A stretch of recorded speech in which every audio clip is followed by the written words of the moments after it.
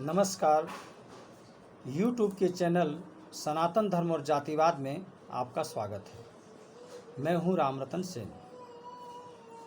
इस अंक में हम आपसे चर्चा करेंगे कि जातिवाद का जहर समाज में कैसे फैला। हमारे सनातन समाज में जीवन को कैसे जिया जाए और समाज को कैसे सुदृढ़ और व्यवस्थित हो और समाज कैसे बिना किसी व्यवधान के चलता रहे, इसीलिए हमारे पूर्वजों ने 4 आश्रम की परिकल्पना की।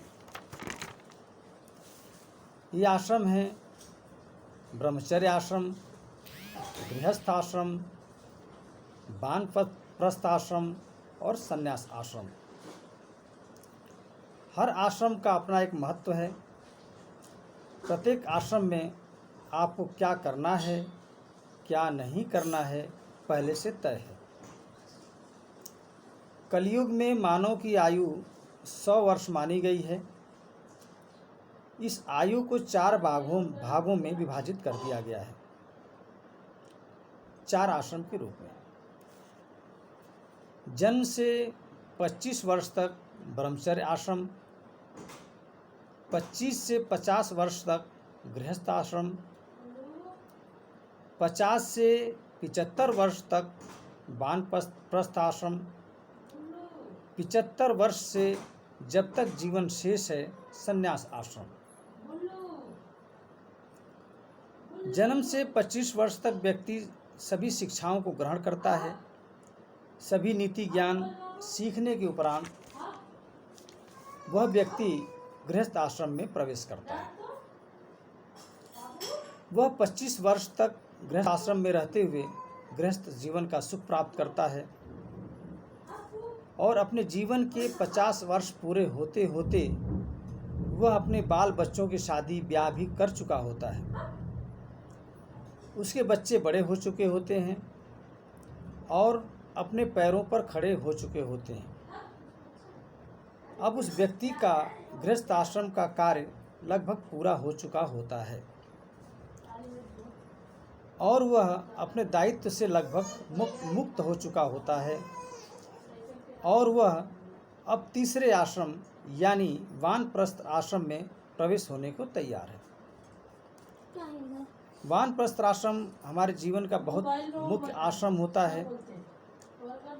हमारे जीवन में बहुत से ऋण होते हैं, जिसमें एक समाज का ऋण भी होता है। परिवार में अपना दायित्व पूरा करने के बाद सामाजिक दायित्व पूरा करने का समय होता है।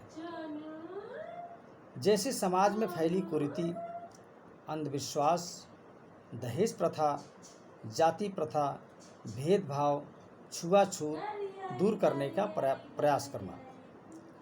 समाज में यदि कहीं शिक्षा का अभाव है तो वहाँ शिक्षा के लिए प्रयास करना, ताकि एक स्वस्थ समाज का निर्माण हो सके और हमारे समाज में कोई किसी तरह की बुराई न रहे और हमारा समाज एक प्रगतिशील और एक उन्नत समाज बन सके और आने वाली हमारी पीढ़ियां एक सुख शांति से और सुरक्षित जीवन जी सकें।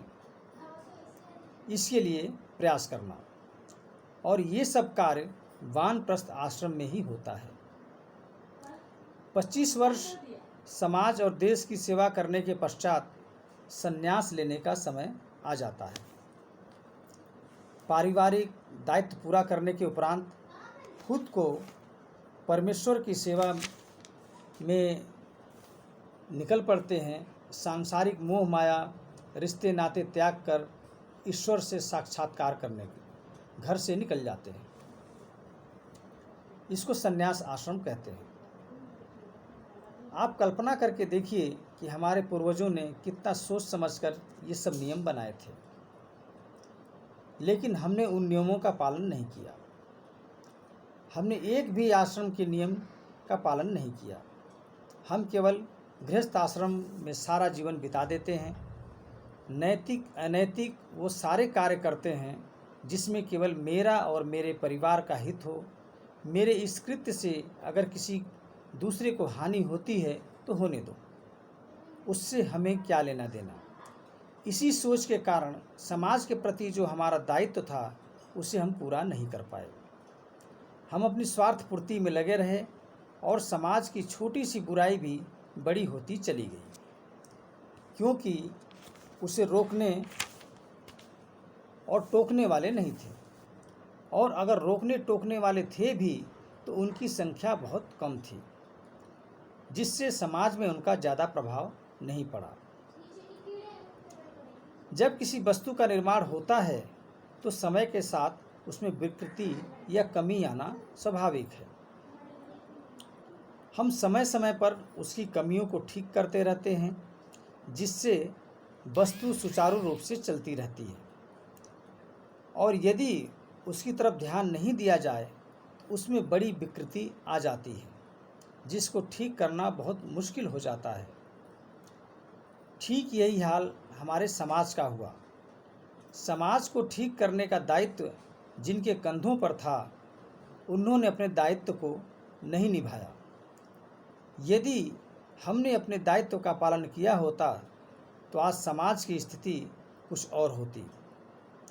तो आज के अंक में इतना ही। अगले अंक में फिर किसी विषय पर आपसे चर्चा करेंगे। आपसे अनुरोध है कि यह चैनल लाइक करें, सब्सक्राइब करें और शेयर ज़रूर करें। धन्यवाद। नमस्कार।